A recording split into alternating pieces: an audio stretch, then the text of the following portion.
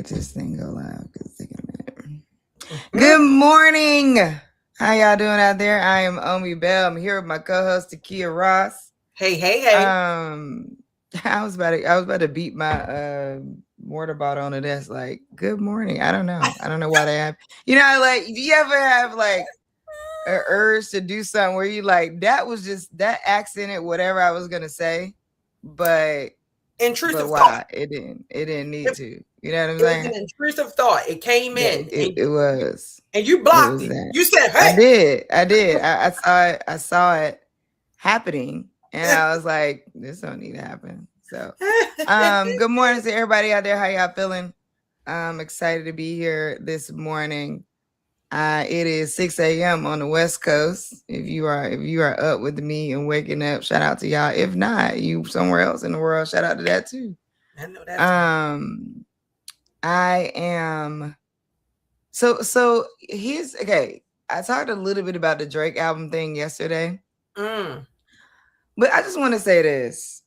I really am losing respect for some of the pieces, like some journalistic platforms, because I think like right now we can't call some of this journalism. We got to call it journalistic, okay?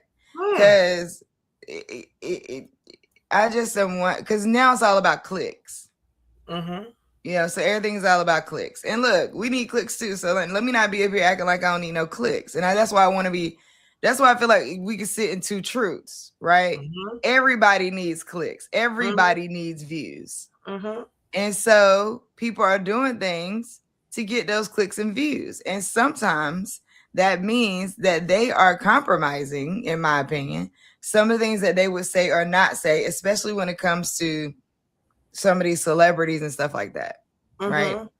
So if anybody, I'm saying how to say, anybody that's breaking down this Drake album and doing all the Drake hate, but you out here and can't and didn't bucket Cheyenne Bryant, miss me with all that. You know what I'm saying? All these breaking down the Drake album and the Drake hate and Drake meant and Drake said and Drake whatever. You so all these platforms when the Drake break down what Drake is doing, but you ain't say nothing to Cheyenne Bryant sitting up on your platform talking about the financial aid said she could have a refund.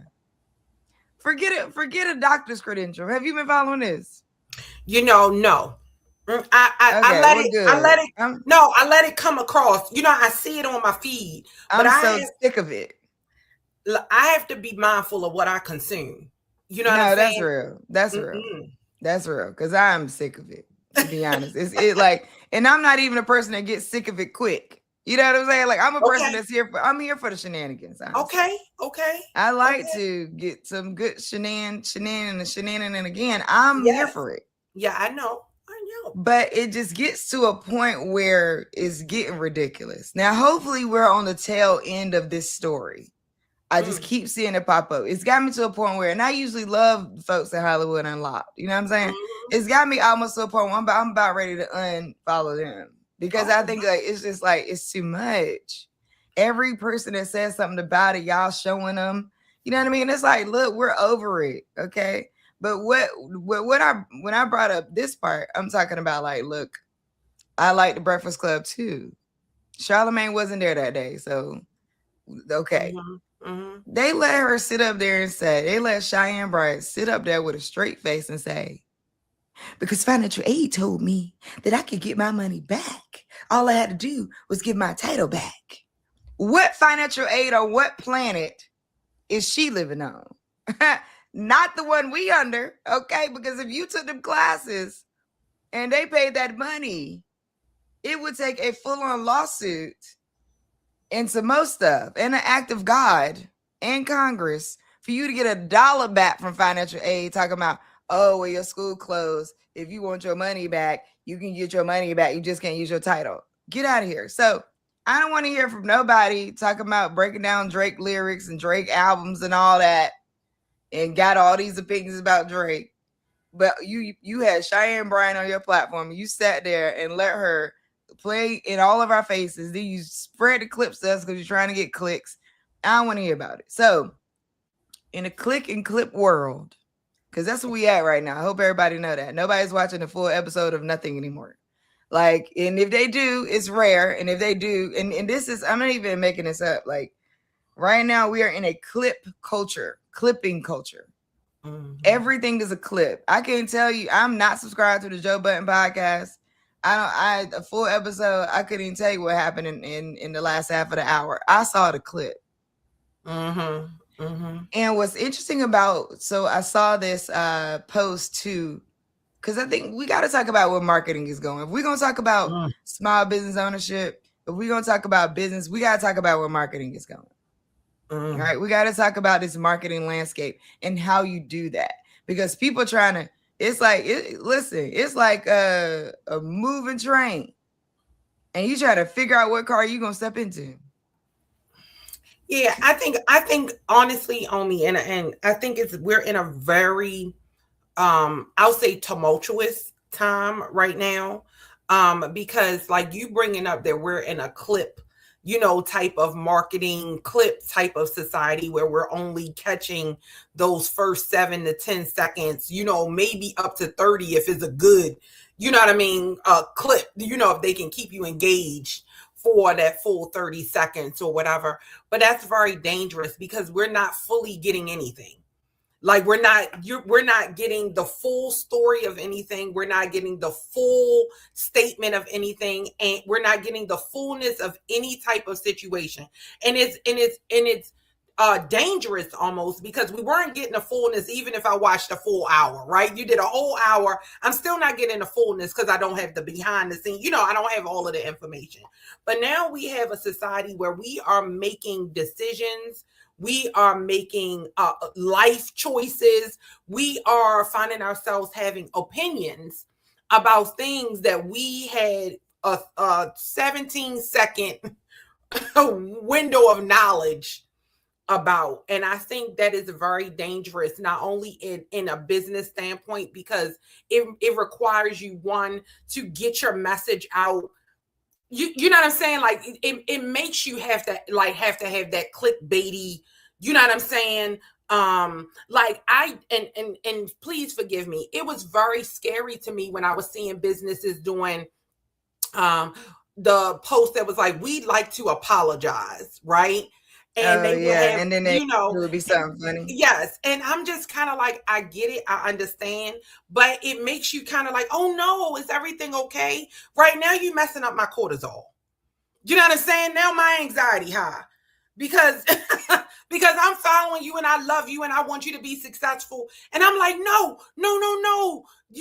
Like, is everything okay? Are you all right? Like, and it's just like, we caused you to lose great weight. I'm like, God, to be more careful. Like, I think that's just that's an interesting take. Because that's what it was designed to do, and it did that. Yeah. And then the question is there a place where marketing goes too far? Mm-hmm. Is there a place that marketing should chill? Is it a place where, because it was designed to do exactly that, is there a hook? Is there a hook that is doing too much? You know what I'm saying? Is there a hook that is not appropriate? Look, so because what's the thing called? Duolingo. Mm-hmm. They did. Now that was so entertaining. The whole if that's a case study, if y'all didn't see what happened with Duolingo, where they basically like killed the icon or whatever, and they like did this whole like rebrand and stuff like that, and then all these other brands piled onto it with their little icons. And I was like, this is actually dope. And you know what? The more human the brands are getting, is also interesting. Mm-hmm. Because you got brands that talk a little bit of shit. You know what I'm saying? Oh yeah. Wendy's. I saw some post that was like someone had some like sexual connotation to it, and Durex was in the comments, and I was like, this is a world where brands have to be human. Mm-hmm. You can't no longer just be a product. You can't no longer just be a distant thing. And guess what? They're feeling it in luxury too. Mm-hmm. So I think Audemars Piguet, the AP, the watch company, I think I saw that they just did a partnership. I was looking at some posts. They just did I think they did a partnership with G-Shock. Let me actually look it up. Was it Swatch or something? Was It that the was one where some local watch brand. yeah, and they kind of set it off, and was that the one? That's how it goes Yeah. to show that my crazy self, girl, when it get if it's anything close to drama, homie, you know I'm drama averse. Like it stresses me out. Like all of a sudden, Swatch. Listen though, Swatch watch. yeah, So that's what I said. Swatch. Yeah, they partner with Swatch to release the Royal Pop Collection, an accessible, disruptive line of 8 colorful pocket watches ranging from $400 to $420. These pieces marry the aesthetics of AP's legendary Royal Oak with Swatch's 1980s pop watch. Now that's so interesting because, you know, the Swatch watch was that was your lower level of watch. You know what I'm saying? In the sense of in the realm of watches. So to see a brand like AP decide to partner with them with these AP watches cost your whole family, it's really interesting. Some people wasn't liking that. They wasn't feeling it. But these luxury folks need to partner because people are just approaching things differently. The sort of distant, mysterious brands, people are not gravitating to those as much. Yeah.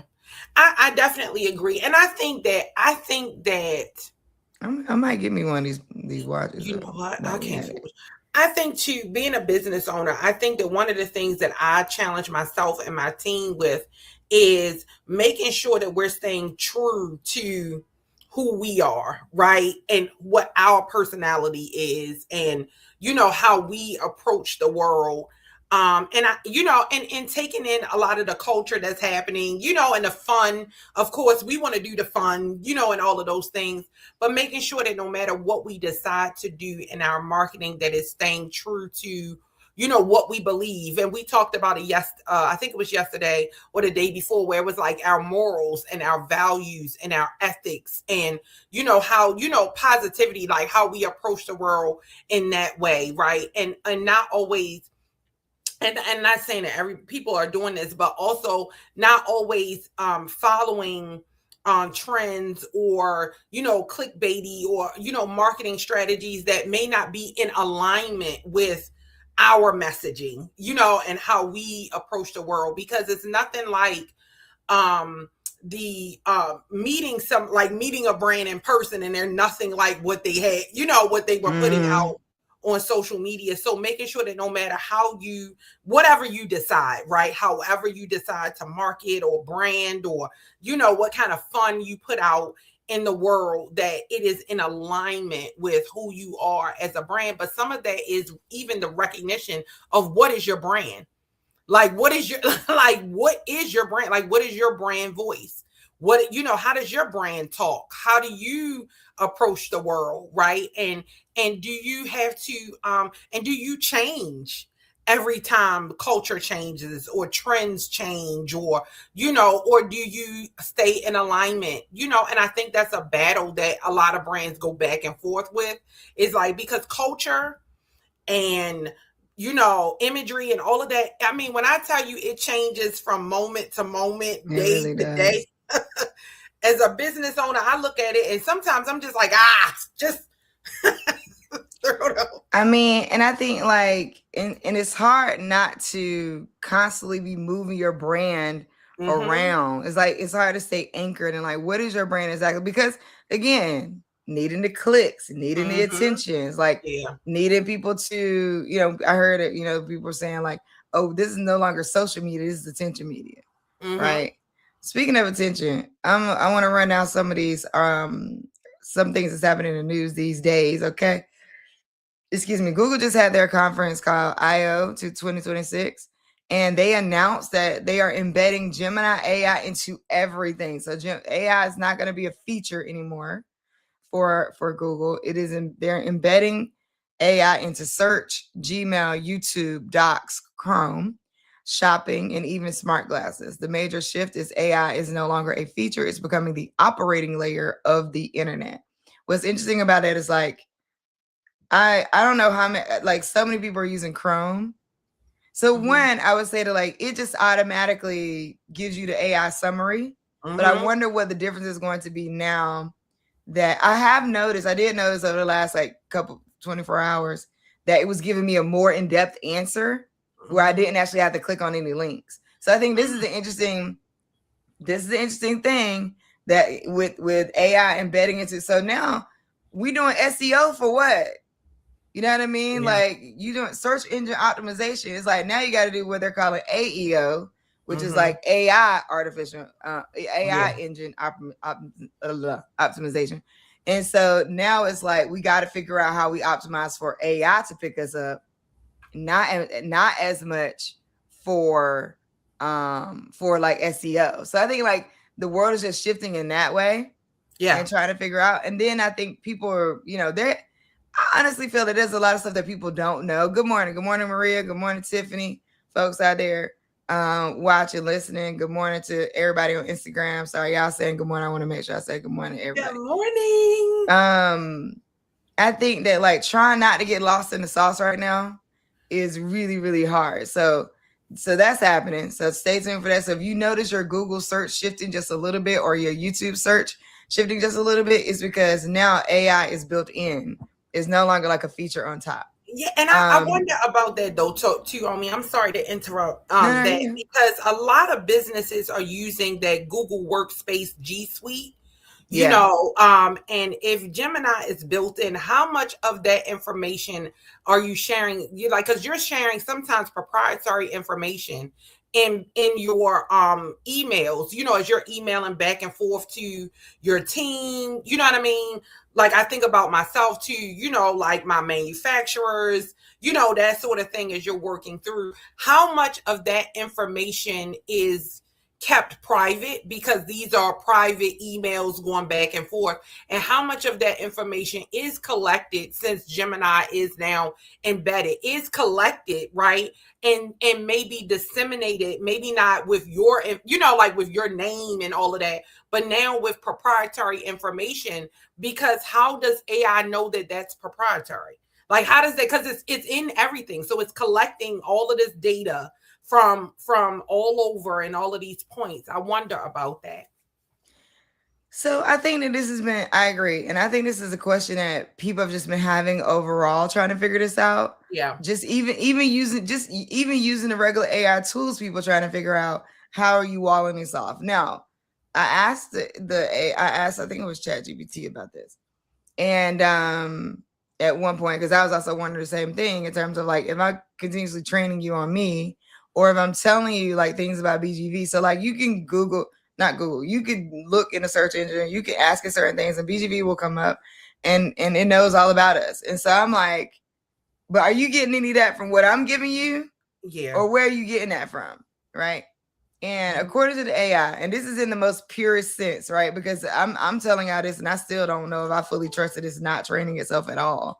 But it's like, oh no, like we don't go that deep into it. It's like treating everything like it's just words and not like it's private information linked to anyone. It's like, oh, this is just all words. That's what they're kind of saying. Again, I'm not exactly sure I trust that. I'm not exactly sure I believe that. I'm not exactly sure that that's what's happening. But that is the way that the pitch is being painted to us, is that, oh, these are just words. Like we're not looking at the words that came from Takia versus the words that came from Omi. But then you have a lawsuit or you have something legal, because that's the other piece of this. So how far does that go? At what point can you, and some of this is coming to play in some recent lawsuits around like getting their access to their chat history. Oh, well, their ChatGPT histories, they asked just days ago before they shot the person, they asked ChatGPT how to get rid of a bot. It's like, it's like everything is being monitored. And it's crazy because if you look at, this has been developing and coming this whole time. Apple and Google have some similarities in the sense of our usage, because they control a large bulk. Like if you have a certain device or if you use certain software, they're in control of those things. So like you said, Google Workspace is handling your email, your YouTube, your all these pieces. Apple, with the way they're set, is if you have an Apple device, then they have an ecosystem of things they also could have control over, which is why they can release these updates and then force you to get new phones and all that. So it's like an interesting level of control that they've sort of this layer has been there. Google makes it real easy because all you gotta do is just use Google. It's been the easiest thing for us. It's just log in with Google. It got everything is there. But what I am noticing is that the push for these pass keys. So I've seen that. The push for pass keys across everything.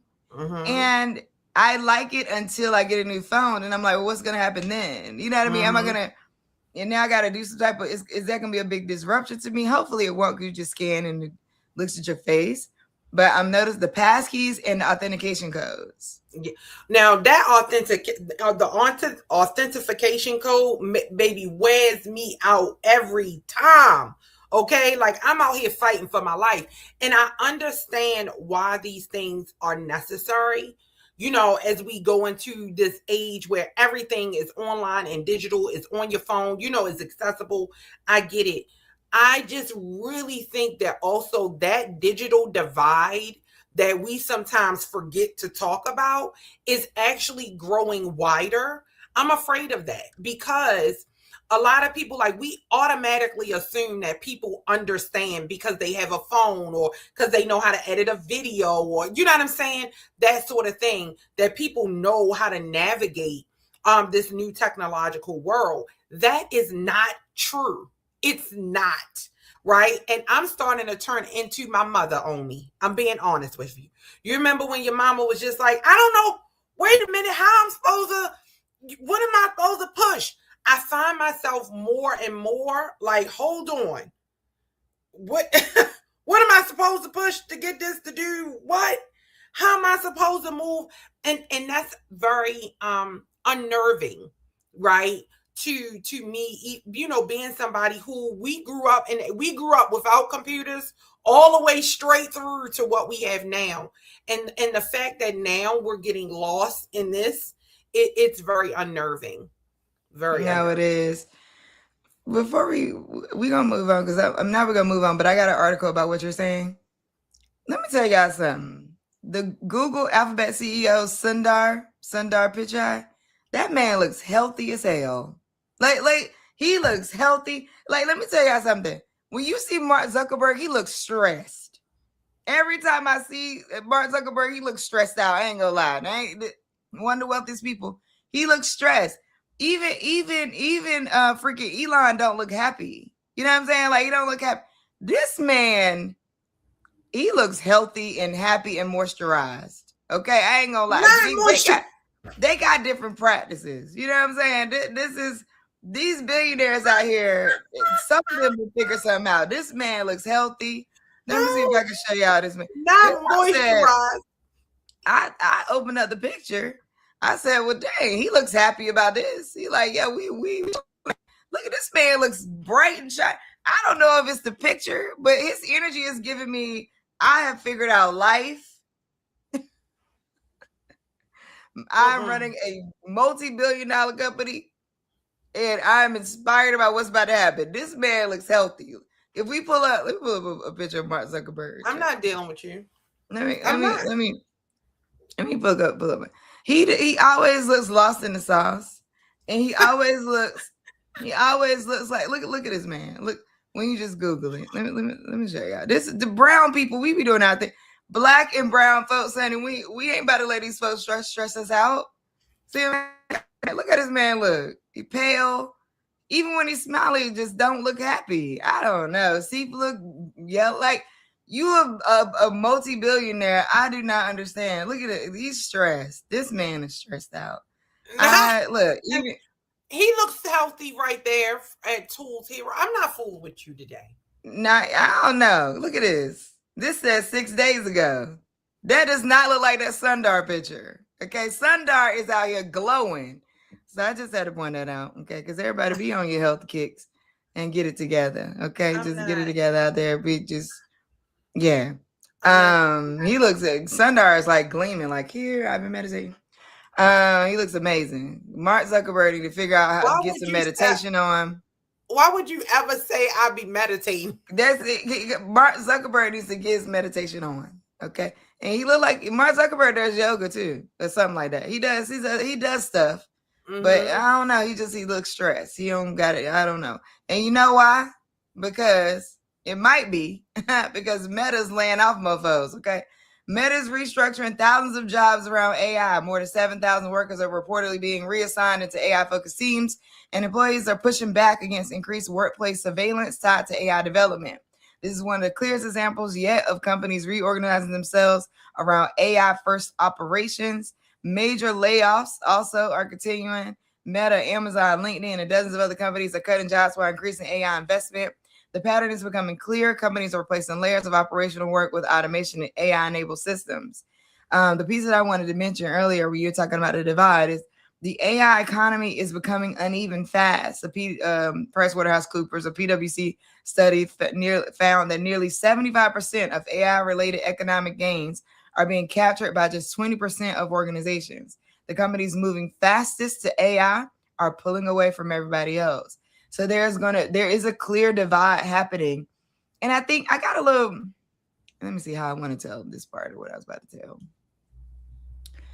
I think to your point around digital divide, I think I am like, and I'm gonna speak to Black folks for a minute, okay? Because I'm generally here, and on the 30-day show, we're speaking to everybody. But for a minute, I'm talking to Black folks just for a minute only. Come on, y'all. Like I don't know what we're gonna do. Get you and your family together, get you and your friends together. Pop over that computer and look at that thing like it is the first piece of sliced bread. I don't know what we got to do, but now there's so much accessibility. Visa gives out free laptops, so if you go to a Visa small business event, you bound to walk away with a free laptop. In fact, I got one that I could actually ship to somebody. Anybody out there need a free laptop? I'm down to give it to you. I think the accessibility, something about the mindset of accessibility too, right? Like we gotta look at the layers. The digital piece is like, yes, but there's something about like adapting it slower that we need to bring as a mindset conversation too. Because don't get me wrong, building an AI agent is hard. It's hard. Like even for me, and I have a background in it. Like it is hard. Like I sat down to like, I've started looking at it, studying it. Child, I got tired just watching the videos trying to figure it out. I'm gonna figure it out, but still, the agentic AI side of it is harder. Now, Claude is making they just launched a suite of tools for small business owners. They're making it so easy. You download Claude Desktop. Is chat prompt with it. It can embed. But I gotta just say, come on, y'all. I come on. What we doing? What we doing? Like, how long we just gonna be like, oh, well, in the digital divide, because Black folk, come on, but what we doing? How do we do this? Well, we don't have to tell this story anymore. Tell me if you got it. If you tell me, I think this is a yes and moment. Yes, I absolutely agree with you that we do have way more accessibility than what we had before, right? So yes, you can get a free laptop. I've gotten a free laptop before. You know what I'm saying? Yes, you can absolutely. You have certain things are at your fingertips, right? And I absolutely agree. I also think that there is still, right, and it's something that we do need to do the work. We still have to combat the upbringings, I'm gonna just like our historical traumas, right? Like in reality, like I'm always leery about downloading stuff on my computer, right? Like I'm not trying to blow it up. I don't know, you know what I'm saying? What is it doing? How does it work? I don't understand. And so sometimes that will put you on pause, right? So where I'm not willing to just be like, okay, and download Claude on your desktop and have the AI working and running for you. I'm like, wait, hold on. What does this do? How does this access my data, right? So you're getting the both. You're getting, yes, I want to do this. Yes, I want to learn. Yes, I want to implement. And I'm also like, but you still have to be careful and you still have to be mindful of what you do have and that sort of thing. We also take liberties and thinking like, okay, I have a amazing computer that I'm on right now. Girl, on me, I done blew up this memory with the amount of stuff that, you know what I'm saying, being a business owner, we have images, videos, programs, stuff running in the background. And so some of it is not that I don't know or accessibility. Some of it is I need an IT person. Like I need somebody that's going to actually teach me how to maximize the utilization of my computers, of my memory, my hard drives, my external drives, and all of these things. It can be overwhelming, especially if you do not have the information before, you have no training in it, you're trying to do this on top of the things that you're already trying to do. Like I'm trying to survive at a certain point. Listen, I'm trying to feed James. Y'all know who I got. I got James over here. I'm trying to feed him. So I think it's a yes and yes, we do need to do the work. I think we need to figure out what that work looks like. Sometimes it's not about getting somebody a laptop. I can get that. How do I set this thing up to be successful? Yes. And I'll go with you on the yes and I'm saying what the piece that I think I want to point out here is you got to do it yourself. And I get it on top of everything else you got to do. But every question you just asked, the answer is out there already. And it doesn't have to come from a person.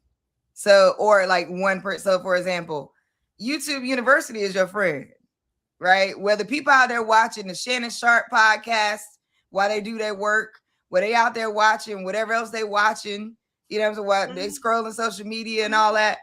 Look, you could put a video on about how to maximize the storage on my computer. You could be cooking dinner. Like, I think that this is what I'm saying, like mindset wise, there's this, I learn better when it's somebody teach with me as a safety versus like understanding that like I could watch a whole YouTube series on, because it's out there on how to do all of this. And I can find the person that I like best. Like I ain't even got to like find one teacher. I could find 15 people that's telling me how this works, why it doesn't work, what they thought about it, how. And it's like, it's just a matter of how we think about it and incorporating that into your lifestyle in a way that is not necessarily that somebody got to come in and teach it to me as a human, physical human. But you can play that while you do other things. You ain't got to sit there. Some people don't learn that way. Some people, and that is where the divide is. Yeah, so that's what I'm saying. The divide is there. I think sometimes it is, again, like we were saying, you can get a free laptop. The divide is sometimes painted as accessibility generally. And I'm like, accessibility to a mindset or to a learning style is the part that I feel like people don't talk about as much. It's accessibility to a learning style, right? Like maybe audio or visual learning isn't accessible for someone. Right? They need tactile, they need kinetic, they need physical interaction in order to learn. Yeah. And that may be the case.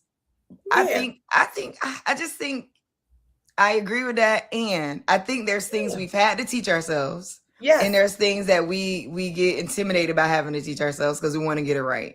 And so it's like you come up against this, like, I could teach myself that, but you know what I mean? Like, I don't know, but I still don't know. Like, I watch all the videos, but I don't know. And it's like this one of these, you just go have to jump in there and try it out. It's not going to come any other way, honestly. I mean, don't get me wrong. There's 100 AI courses right now. On Google's their training platform, you can find it. You could throw a stone right now and figure out how to do something with AI. It really is going to come down to you, how you get safe, how you decide, not you personally, but I mean, like how people decide how to get safe. Because that's the part we need to talk about too. Safety is what you're talking about. Yeah. Safety in like, will I blow up my computer? Safety in like, is it private or not? Safety is, am I giving this computer too much information? Safety in like, do I feel like I'm competent enough to do it? Safety is a large part of this. And to your point about generational trauma and historical trauma, is our safety has completely been compromised. And maybe we don't give enough credit to all the ways that our lack of safety is playing into what's creating our digital divide. Yeah. I would absolutely agree, because both of these things can exist at the same time, right?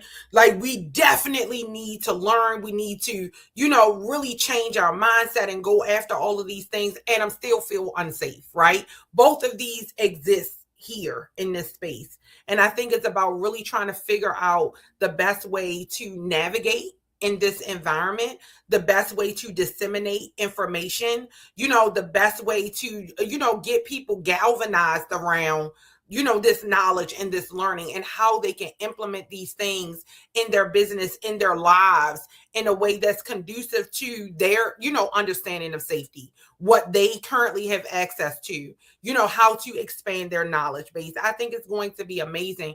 I just think that we have to address some of, also leave room for the nuances, right, that comes with. And if I'm being honest, I think sometimes, and this is in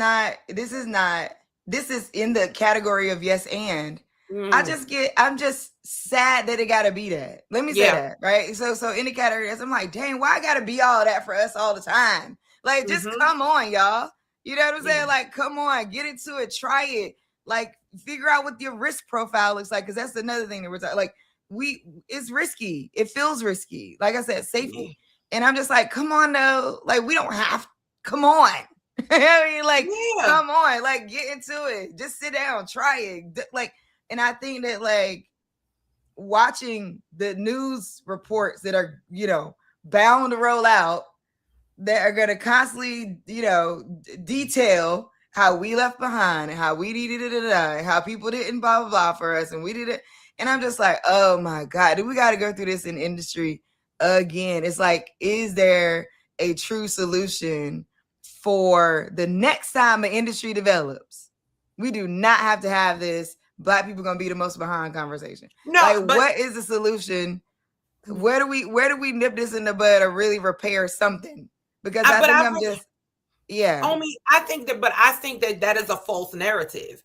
I think that is very false for us to lean into and accept reporting or information that we are left behind. I see so many, and Omi, you introduced me to a whole tribe of them when, as we work through some of these things, people of color who are here, on the forefront of AI, you know what I mean, on digital access, on, creating agents. And, so I think also we have to stop allowing people to tell a narrative or a story about Black people that is untrue. That there are going to be some of us that are going to be left behind. The same way there are going to be some people who are Caucasian and Asian and Hispanic, right? All that are not going to be up with the times. That is true. Absolutely. However, it is not the truth. That is not the whole entirety of the story. There are people that are right there, who are on the cusp, on the forefront, who are pushing forward. Let's start demanding, and or let's start telling the true and real story of Black people and our, creation, our developments, our utilization of AI, and not allow people to push a narrative that we're so behind. We're not. Yes, we have challenges like everybody else, and ours were created for us sometimes. Okay, but absolutely, that part, ours were created for us sometimes. I know a lot of Black folks that are doing AI. I agree, and that are in on it and that are doing their thing. And I think too, what happens in the and this is something, I'm glad you said that, because I think this is something that I'm always calling people on to around the narratives. And I want to say, like, in this moment, I think I'm speaking for my own teams or my own people around me, that I'm like seeing it. I'm like, come on, y'all, like, why aren't y'all? You know what I'm saying? I'm speaking for my own family. You know what I'm saying? Like, I am saying, what, like, come on, y'all, get into it. Like, what are we doing? Like, you are overwhelmed with your workflow. Why? Like, how are you big thinking? If you weren't big thinking before now, you might not be big thinking now either. So there's that. But I'm asking bigger questions, like, how can I do this thing in 30 days? How can I sell X amount in the next 10 days? How can I like, and getting trained and answers back. But what happens is if you are already a fast thinker, this is what I'm running into. I was already a super fast thinker before AI. You know, before AI was here, but before we're using it at this level for LLMs. I was already that. So I was already frustrated with like sometimes people around me, can you catch up? I was already frustrated with that. So for those out there who have been that person, like I get it. So I think at this point now, speaking to like, well, dang, now there's an opportunity for people to get quote as fast as me, and which y'all not go, come on now. You know what I'm saying? Like, what are we doing? I think like some of these like, what are we doing? So I would say yes, that overall the narratives about us are skewed to, I don't know. It's up and down. Where the narrative is coming from is also a thing. You also have Black intellectuals that share certain information. You also have, you know what I mean? So like, I don't want to, the narrative change is a thing, narrative touting, narrative shifting, narrative, whatever, designed to keep us down, hold us down. I agree. That's why I stopped telling the stat around like less than 1% of Black and brown women getting access to like venture cap. I stopped telling that. I stopped saying that. Because the impact of that was that a bunch of Black and brown women kept saying to me, ain't nobody gonna give me no money. And I'm like, well, who did you ask? You asked 2 people and you said, ain't nobody gonna give you no money? You gotta ask at least 100 people before you say ain't nobody gonna give you no money. Yeah. And I guarantee by the time you get to that 20th person, you're gonna understand why they didn't give you no money, because you need to shift something or they need to shift something. Right? So like, I think that the rhythm in entrepreneurship and small business and us like getting into this, there's places where we do go and we do risk, and there's places where we don't. And some of the time, some of those places where we don't may cause a divide. Yeah, and that's the truth. And so that's absolutely the truth. This is a great segue into our guest. Talking about marketing, talking about narratives, talking about you know, how you market, what that looks like. I'm bringing to the stage Sammy Bivens. Sammy Bivens is an MBA. Sammy Bivens MBA is a marketing strategist, entrepreneur, and founder, CEO of Digital Marketing Maven and Associates, or DMM, where she helps businesses gain visibility through creative strategy, digital marketing, and AI innovation. Coming to the stage, I want to welcome Sammy. Good morning. Good morning. Thanks for having me. I'm doing great. How are you all? Good. How you doing? I'm doing great. Go ahead. You want to let you chime in on what we were talking about? Yeah, I thought that was a really good discussion that we really need to be having more often. Being that I do marketing and help others with their marketing, I have to be using AI just to keep up today, because things are changing so fast. And then time, you know, I just save a lot of time. I think about how before I was using AI, how my expenses, my overhead was so expensive because I had to hire so many people, contractors, if you will, to do the work. And then it was taking twice as long. But over the past year and a half, two years, I've been able to dramatically decrease my expenses, as well as service my clients in a much more efficient way. So from my perspective, at this point, I'm now trying to keep up with AI in a way because there are apps out there like Lovable and things like that, where people can build websites in minutes, whereas, you know, we aren't there yet. So it's like, what is my next pivot before what I'm doing in regards to building websites becomes somewhat obsolete? There will always be people who need our services and things like that, especially like if you need systems and things like that connected and you don't know how. But yes, I totally in alignment in regards to making AI a part of your business as well as your daily life. And I'm always super surprised when people aren't using it at all, because I'm like, how are you not using it? So that is always like my question. But you would be, to your point, Ami, you would be very surprised how many people really are not using it at all, or maybe just using it at a base level, you know? So I don't know what that gap is or how to help people become more familiar with it. because I attended some workshops and lives that I saw other people attending, and I just jumped in. I was asking ChatGPT, how do I do this? You know what I mean? Like, it will help you along the way and give you the instructions on how to do certain things if you just kind of tell it what you want it to do. And I think, to your point, what I want people to know is that never has been a time in the existence of technology so far where you've had the helper, like the problem and the solution, all in the same platform. So, like, let's say you're building something, or you building a website with Claude. If it doesn't work right, you can take a screenshot, put it into Claude, be like, something ain't right. It's giving me this error. It's gonna be like, all right, bet. It'll take it, look at the screenshot, it'll be like, well, this is what you need to do. And if it can't find it within a couple of iterations, it'll put in a piece of code that will create the error, make the error notice, tell you what the error is. And then it'll be like, okay, I'm gonna make a program so it can tell you what the error is, and then send me a screenshot of that. You do that, send a screenshot of that, put it in there, and it'll be like, oh, the error is this. And then I'm like, hey, I don't know how to do that. It's like, okay, well, step 1, log in here. Step 2, look at this area. And then if I log into the place and I don't know what it is, I'll be like, I logged in and I don't see what you're talking about. I take a screenshot of that, put it back in the cloud, and be like, hey, I don't see what you said. It'll be like, oh, that's because look on the left to the top right. I'm like, oh, bet. You know what I mean? Like, it is so step by, you can be so step by step, do this, do this, do this. But you got to be able to follow instructions, I would say, to be able to do that. But go ahead, Takia, you shaking your head.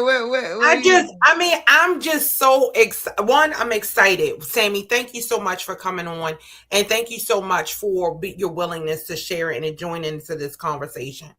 As I was listening to you, right, even somebody who I know AI, I use AI for a variety of things. I was overwhelmed by you talking to me. I was overwhelmed as somebody who uses it regularly. I mean, when I say regularly, I mean every day. Mine is up on the screen right now. Like it's ready for me to have a thought. You know what I'm saying? I've trained my AI. It knows how to respond to me. It knows the girl, right?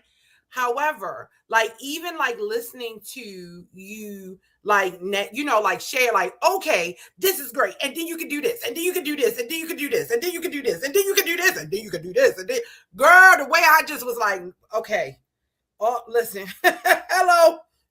Give me 1 second. Let me catch up with you. So I think some of it is that too. As we think about integrating AI and using it and marketing with it and that sort of thing, the realization that yes, I can do it. It may take me a little bit longer. It may take me a little, like I might not be as savvy. I might, I'm going to use it. I'm trying it, but just knowing that part, it can be overwhelming. I'm just saying. And that's why we hire people.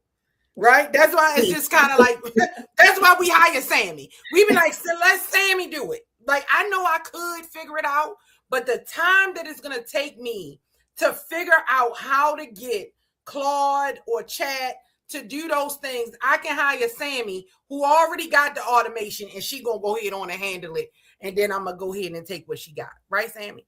I agree. I mean, I think I think everybody's overwhelmed with it because it changes so often. So it's a level of using what you have and what you already know how to use, and then everything that's new. And then you get online and people are saying, well, I'm using it this way, or here's what I'm doing. And it's like, okay, now I got to figure this out. So I 100% feel you, because I feel that way too. It's like you're always trying to keep up with it because it's changing so fast, right? So I think that there will be a set of people who will go through step by step and figure it out on their own. And then there are folks who are like, I don't have the time for this.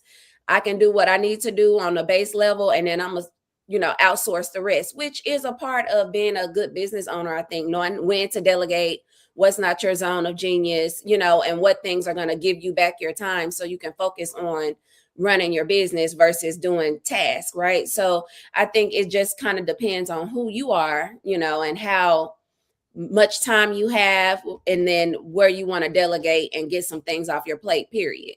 I also think what to hire Sam, we're using Sammy today, what to hire Sammy for when, right? Mm-hmm. Because I think that, like, another thing, I hear you, Takia, and I'm saying, but then people like ain't got no money. You know what I'm saying? Then you got questions about price. Like, cut it. You know what I'm saying? Like, if you want to achieve, you're gonna have to figure this out. I done had 3 kids, 3 C-sections. I done healed from all 3 of them. I done ran a business with a kid on my shoulder. Like, I've been overwhelmed. We know what overwhelmed looks like. We are resilient people. And I'm not saying that doesn't mean it doesn't affect you. I'm saying take a nap and come back. So I think that the take a nap and come back, hire Sammy, hire her for multiple pieces. You need her to consult with you about your marketing because you like, I don't know, I hit a wall. What tool should I use? You need her to do the marketing for you. Hey, I need you. I don't even know if Sammy does all this, but I'm like, hey, I done gave Sammy services. Sammy services. I'm like, hey, we need her to come in and actually write the thing for me. I need her to come in and teach me how to do the thing with AI. I need her to just look at it. Safety. I need her to just be like, hey, Sammy, look, I'm trying to do this through AI. I don't really know what I'm doing. I need an expert. I need somebody who really knows this to like look at what I'm doing. So I think like expanding our minds on how we can hire who for what when is also a part of this, right? So you completely, because sometimes people will go, I can't offload it because I can't afford to offload it. So then they don't. So then they get stuck. Like I'm overwhelmed. I can't afford to offload it. I don't know what I'm gonna do. And then then they just keep being in the divide, right? So I'm saying like one part of that is I'm overwhelmed. I'm trying to be as resilient as I can be, but I also need some assurance. Hire a consultant, right? I'm overwhelmed. I can't do this at all because I just don't feel like this is the best use of my time as a CEO, as an owner of this business. You hire somebody like Sammy. You see what I'm saying? Like I think I want to put that out there too because I think sometimes people just get stuck in I got to be able to afford to hire Sammy fully, or I'm stuck. Yeah, no, I think that, but it's either you're going to pay with time or money. Either way, you're going to pay. Yeah. You know what I mean? It's no, either way you're going to pay. You just have to decide, either you're going to pay with your time or you're going to pay with your money, or you're going to do a little mix. I'm paying a little time, a little money. Like either way, those things are at play. And so, I think it's that. Sammy, I do have a question for you, and it's around AI, and marketing and AI. I was on social media the other day, girl, and I keep seeing these posts where people are just kind of like, all right, now I need y'all to go back to using Canva to create your flyers because y'all in these AI flyers. Have you seen it? I have. I have. Can you share with us, like I thought it was funny, but can you share with us as a marketing maven, like how people can possibly differentiate or how you would help somebody like who's dealing with like, I'm using AI to create my flyers. It's created them, but now I'm getting backlash because now they in AI and everybody could tell. You know what I'm saying? How do you navigate that? Well, first of all, I feel like if that's the best you can do, then use it. I mean, we're going to get criticized about, you know what I mean? The best thing I would always tell people to do is don't let perfect get in the way of good and getting it out there.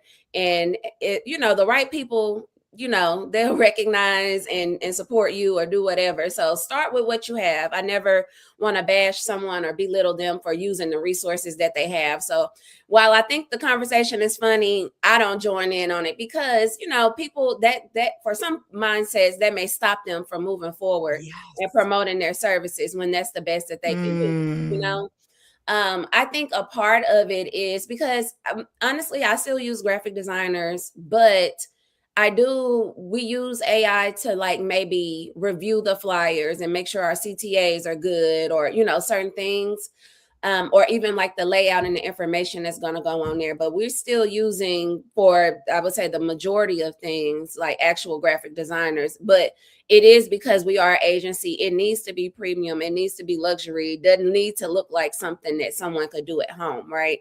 So that's how we use it. But I think when people are getting those grainy flyers that all kind of look the same, I think it has to do with the prompts that you're using. I think it's what you're telling it, how you're refining what you're asking for, because it's going to give you too much. It's going to put too much on there.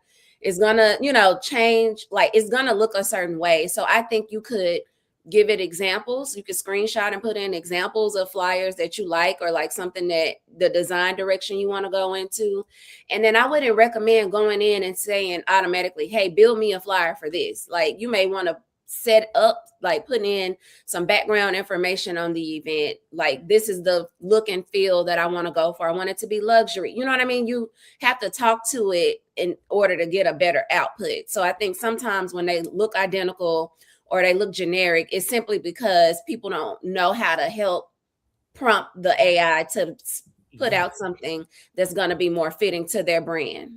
Yeah, that's so good. Thank you so much for that. So what would you say that people need to, like, before they come to you, Sammy, and like, hey, I want Sammy's amazing services, and please tell us, because we only gave you about 700 services. Okay, she didn't. You are a consultant, baby. You out here doing all the things, right? So, what would you say that business owners need to know, like, before they come to you?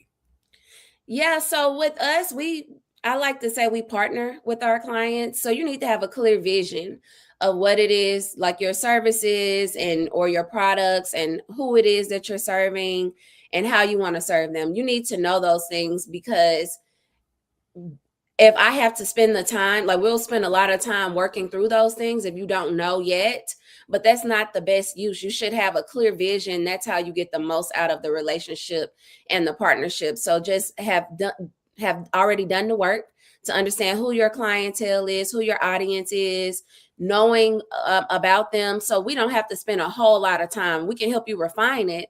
We can help you find the best way to present your services and products to them.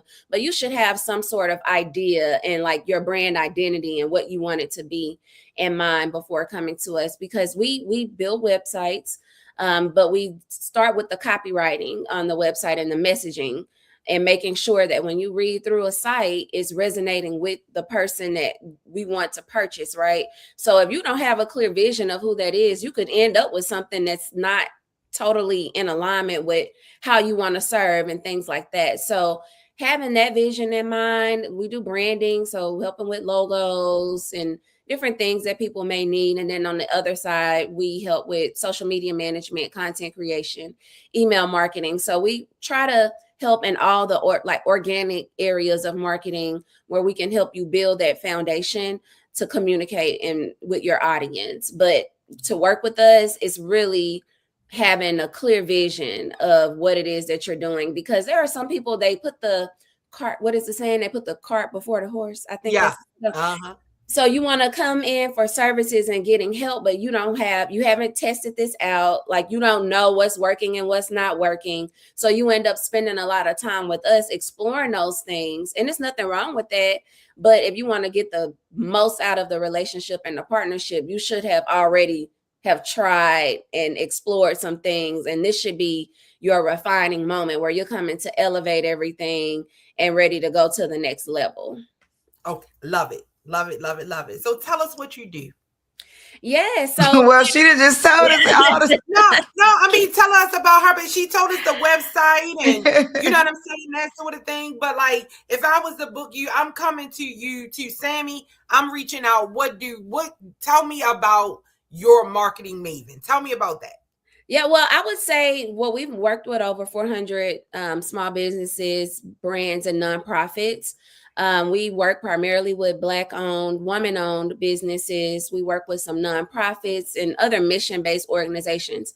We attract folks who are on a mission to serve others most of the time, or having some sort of impact on the community. And I love doing that work because I just get to play a small part in the background with helping them amplify their message and getting in front of people.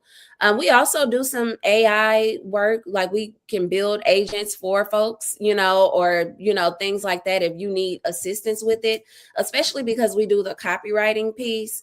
So we have all of your brand information that we can help build into, your agents or into your assistants and things like that, so that it does sound like you can ask it a couple questions and it can help you, with your strategy and things like that. So, and then outside of this work, I'm also the incoming president for the National Association of women business owners. It's NABO DFW.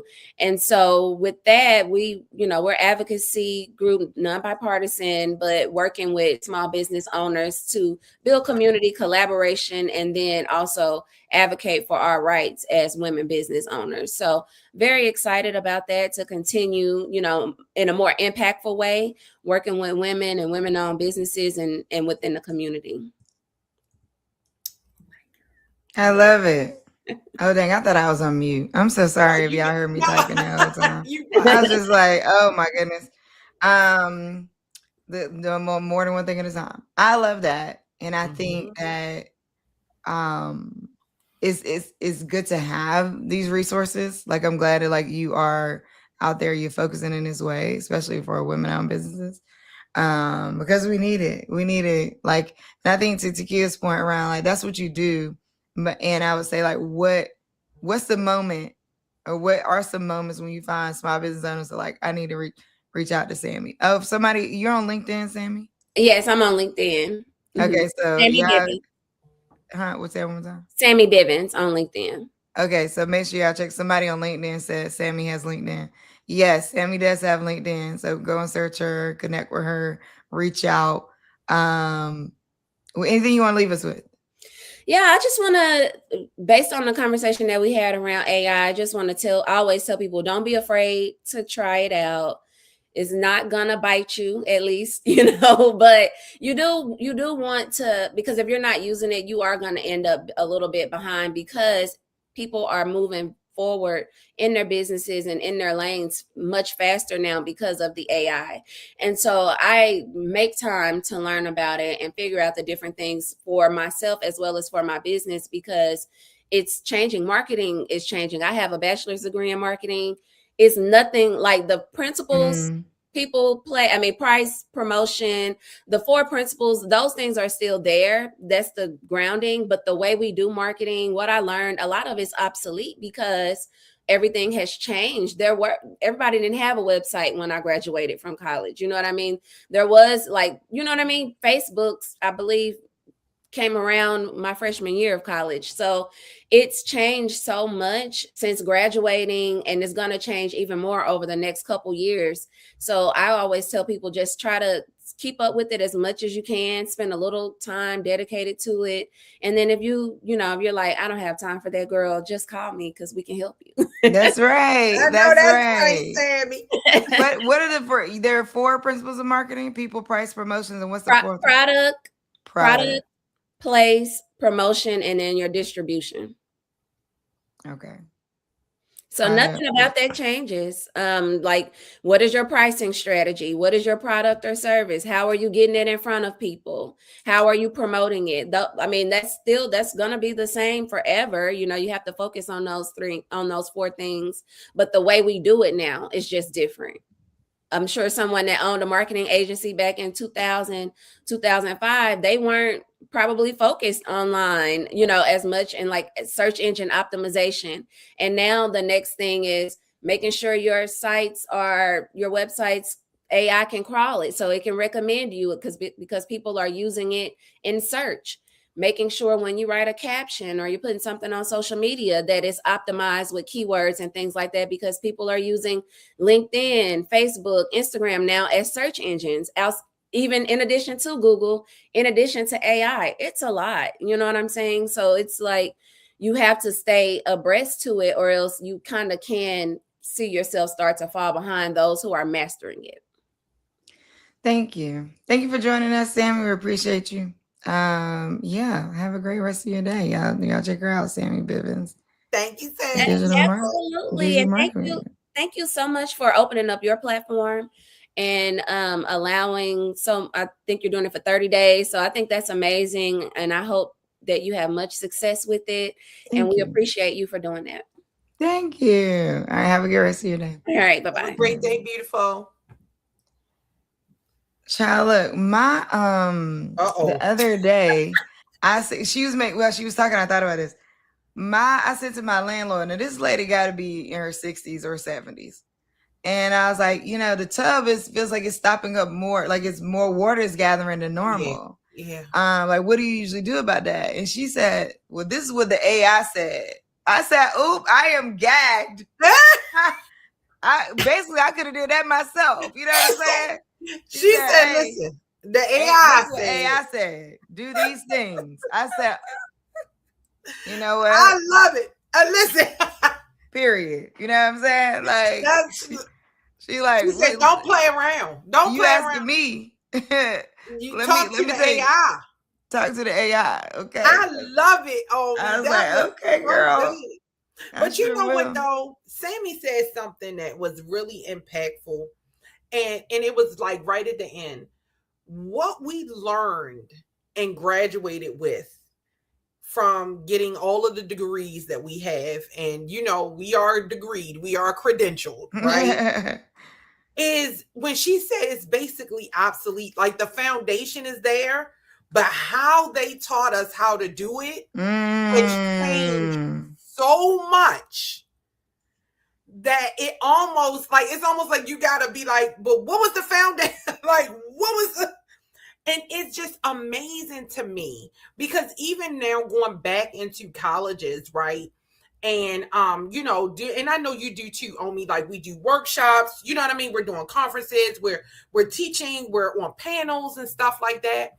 And it is really mind-blowing to me that we don't have more professors or people that have actually done the work. You know what I mean? Because the way that you would teach, you know, computer science, or the way that you would teach, you know, intro to business, the way that you would teach marketing has a different lens. Like it's not just the theory of marketing, it's also the practice of marketing. And go ahead, I'm sorry. This part. No, I just think that I feel like the practical application of so much of this is missing in education. Oh my education God. is so theoretical, but the practical application. Because first of all, Johnny ain't never had 5 apples. You know what I'm saying? You see what I'm saying? Like, come on. Johnny ain't never had 5 apples and then Susie need 2 of them. That's not happening to anybody. You see what I'm saying? Leave Johnny and his apples. Let's talk about how you and your sibling, you know what I'm saying? Let's talk about how your leftovers was in there. You know what I'm saying? You had a whole pie that was yours. You know what I mean? And then your little sibling that you love a lot, you know what I'm saying? But you call them names because they went in there and ate a part of your pie. You know what I'm saying? Not the part. They ate a part of your pie. They took a part of your leftover hibachi. You had a full plate of hibachi. You know what I'm saying? And then they came and took one fourth of that. Like, what does this represent? How much rice you got left? You see what I'm saying? Like, they need to. I'm so tired of education not being practical at all for anyone. And the idea that if I just teach you all these little concepts, you're gonna somehow pop out and one day know how to apply it to everything that happens in your life is BS, to be honest. It is. And I think on the post-secondary, listen, these are our opinions and our opinions. Yeah, these are our opinions, so do not represent. These are like our opinions. We didn't give it a disclaimer. You know what I mean? Okay. It does not represent. You know, that's how you right. We got it. We're gonna have to put that up. But I think too, having taught both in, you know, middle schools, from elementary straight through college, right? I've taught 3rd graders, you know what I mean? 2nd and 3rd graders. And I've gone all the way, you know, through college.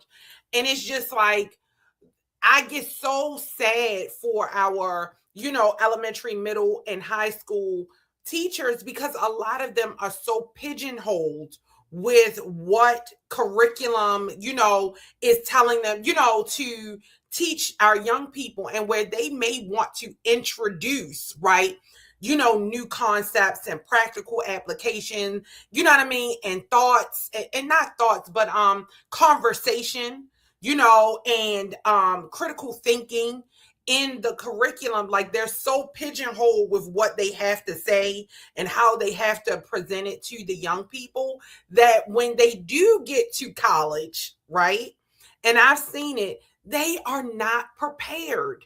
Like, they are not prepared, especially for those faculty members who don't want you. Like, they give you a little theory, but they want you to apply that thing. Like, they not playing with you. They like apply, they expect you to be a part of this conversation, right? And I can remember, you know, because when I didn't graduate from Morgan, but when I graduated, I went to Morgan first.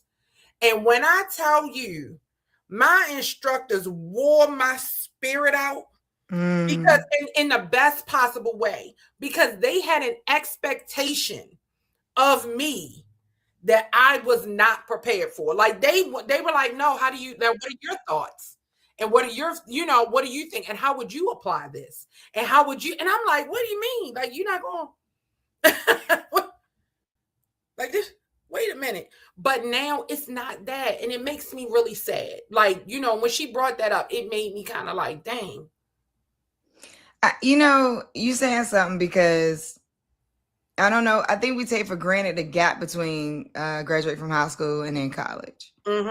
Even as parents, right? Like, I'm thinking, you know what's happening. I don't know. You know, I think it's because I was conditioned in it too. So I'm thinking, okay, you know, you're going to go to college. You're going to choose something you're going to focus on. And then when you choose something you're going to focus on, the idea, I mean, it ain't happening for most of us, but the idea is that you're going to get out and that's going to be the thing that you're doing. That's not even real anymore. The idea that you go to college, you focus on a thing, you get a degree in that thing, and then when you get out, that's what you're going to be doing. I'm not going to say it's not real at all. It's not as real as it used to be, unless you're going into some more traditional things like doctor, lawyer. And even with that, like, people end up be like, I'm going to be a doctor, drop out of medical school, go become a comedian. Like, I just think that, you know, and success at it. But I'm just saying that, like, I think that there's so many mixed up expectations in the idea of educating. And now there's a lot of educate yourself and figuring out where your responsibility stops as a parent or as a teacher or professor. And then the other person's, and then the student's or the child's responsibility picks up. And what does that mean to the system that you have to teach from? That's all mixed up too. Even in kids in elementary and stuff, you know, middle, it's like doing a dance between the teacher and the parent on where I stop and you pick up. And then there's some households where, you know, the parent can't pick up for whatever reason. No harm, no foul. And so you trying to do as much to extend into where they can't pick up. But like, I don't know that ever ends. And I think there's a certain dependency that happens there too, that we don't get to talk about as much. Because like, at what point, even you know, like, financially, once they go to college, the college is like, this is an adult coming to us. They're not sending you the parent grades. They're not, you know what I mean? It's like, and if the parents' finances come into play with your aid or whatever, that's about it. Like, right, but that's the mixed signal there, right? Because that's also a mixed signal, right? Because it's just kind of like, I'm responsible for the money part. I'm not responsible for the outcome, right? So I'm supposed to pay for it, but I can't know the grades. I can't know, you know what I'm saying? I have no input in that part of it. And so I think it's the mixed signals that come along with the practices and the policies and the implementation of us navigating, you know what I'm saying, schooling and parenting and, you know, professioning, right? And that sort of thing. Because like, I tell my kids all the time, I don't care what you decide to be. That's neither here nor there to me. I just want you to be the best at it, right? I want you to be a great human, right? I want you, you know what I'm saying? Do good in the world, right? Not out here hurting nobody, you know, breaking no law, you know, all of those things. But if you decide that being a trash man, a truck driver, you know what I'm saying? Whatever you decide, a doctor, a lawyer, if you say, I'm going to do it, that's what I love this.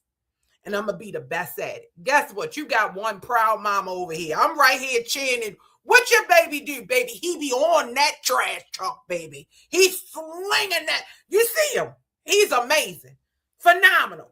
Absolutely. Right? But I think it's a part of that too. But it's also coming from a time, you know, like for me, we've done. How many jobs have you had in your life? Child. You understand? Listen, how many? I've been all the things, baby. I done lived so many lives at this point. Yeah, every time somebody say, "Oh yeah," because I used to work, and they be like, "What? You did what?" Yeah, listen. I'm like, "Yeah, yeah. And I had fun while I was doing it. I'm letting y'all know that when I was doing the whatever it is, when I was a waitress, when you know what I'm saying, when I was an administrative assistant, when I was a teacher, when I, all the things, I had a good time. I loved it. And I don't know if I loved all of them. I loved all of them. I ain't love all of them, but I did them. But I did them well.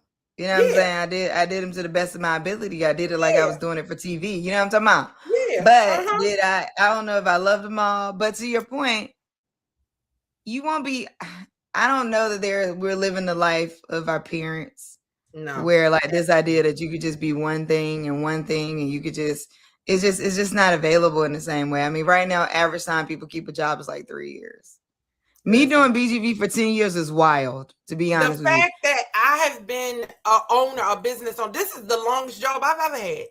This is the longest job I've ever owning this business is the longest job I've ever had. That's 1,000%. And I can't, and to be honest, with my ADHD child, it's a wonder I stayed in it this long. It's because I can do as many things through it. Yeah.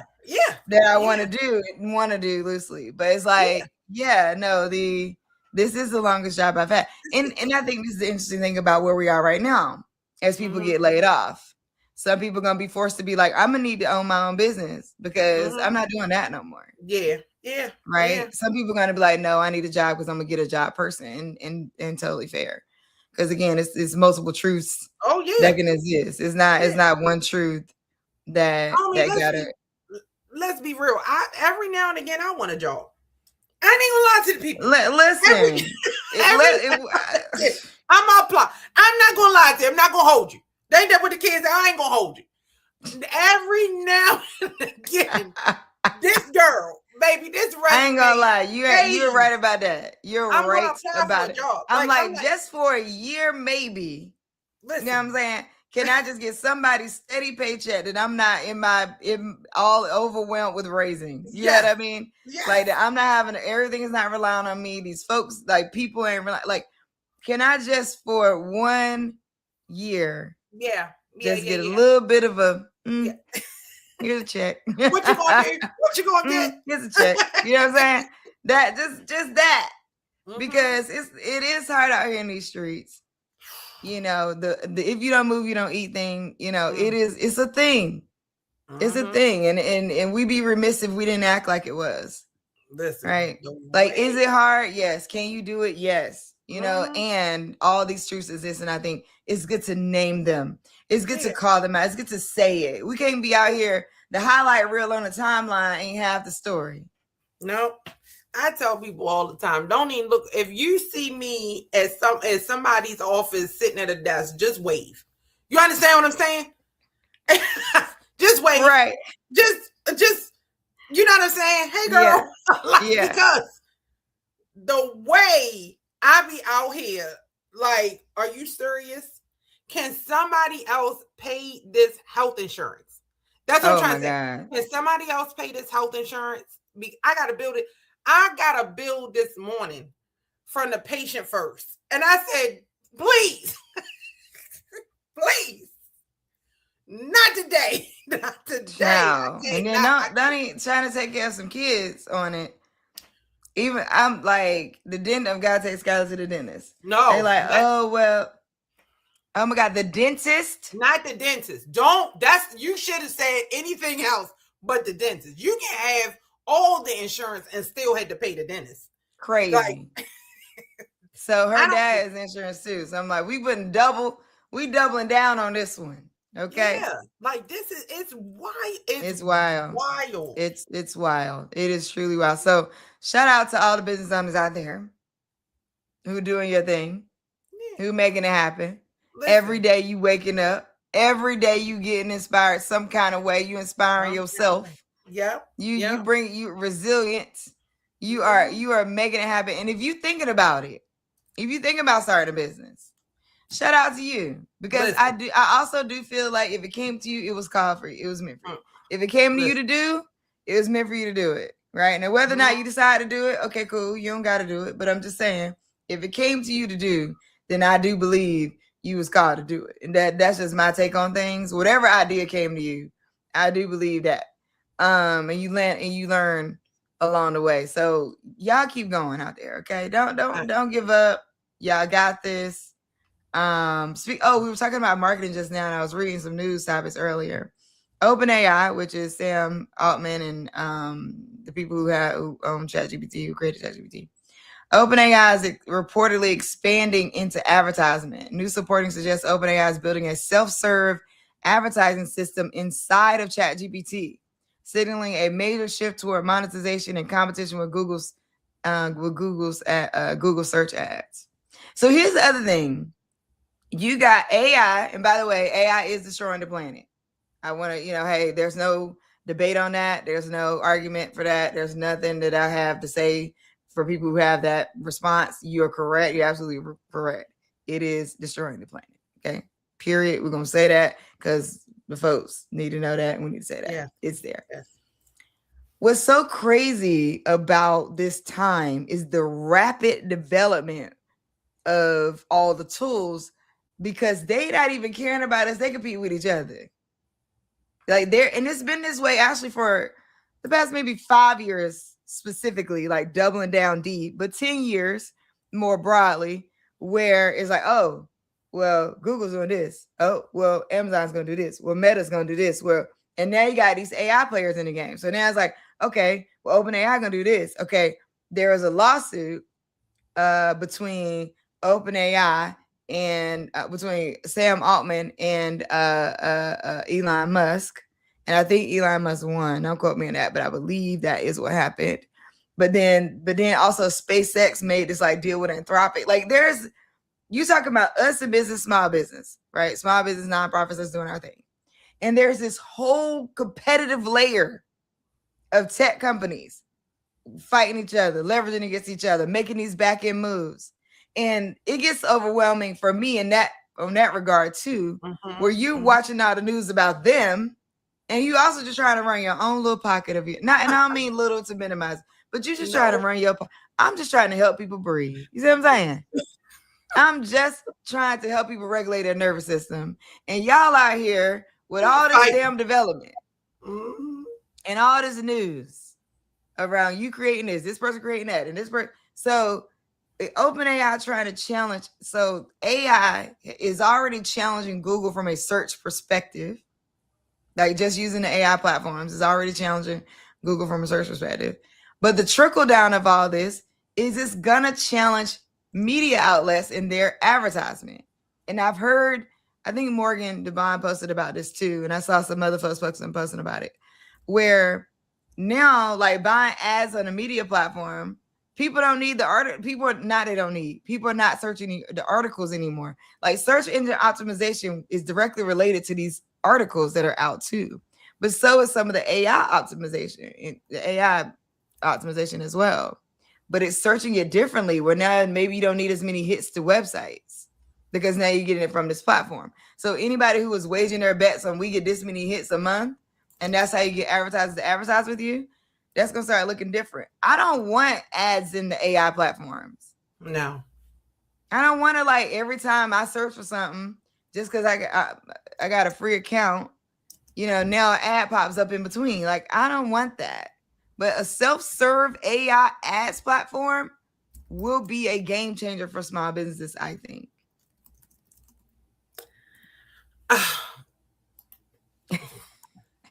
You listen, I mean, and it will, and it absolutely is going to be a game changer for business owners who are able to capitalize on what is being offered, right? It would be remiss of me if I say it could also be a game killer for businesses who are unable to maximize.